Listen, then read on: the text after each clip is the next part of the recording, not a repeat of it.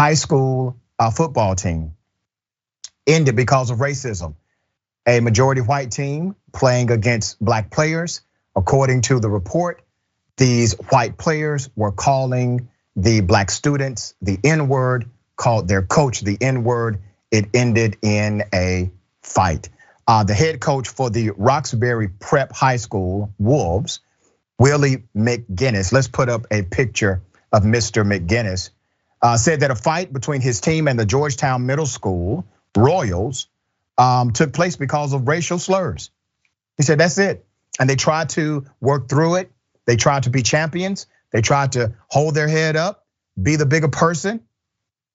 McGinnis, 32, said the problem started just before halftime when one of his players told him an opponent had called him the N-word twice. Now remember, we're dealing with kids, okay?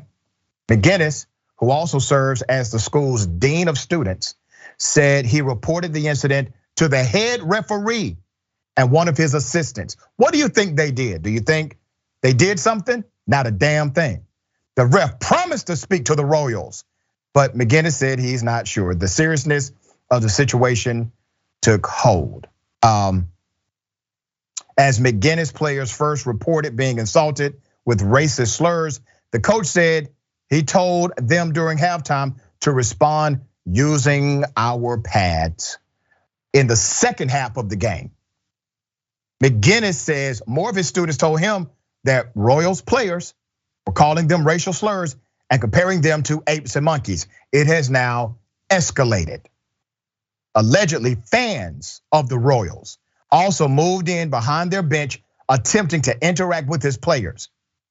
When one of the assistant coaches told the fans, move back, McGinnis says the coach was called the N-word.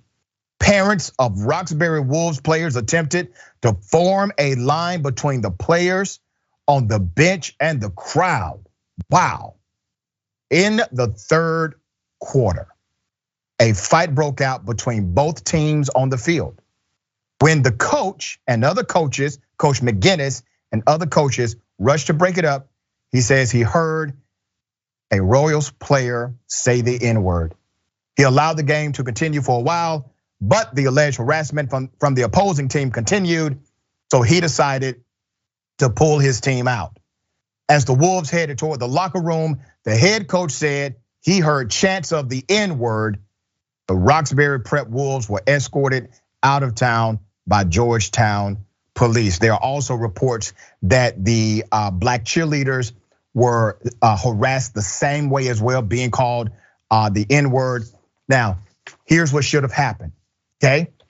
As soon as this was reported, that ref should have disqualified that team and given the victory to Coach McGinnis and his squad. Done. Go home. You lose, they win, go. And we'll write this up because now there's a penalty for the institution. None of that happened. None of it happened.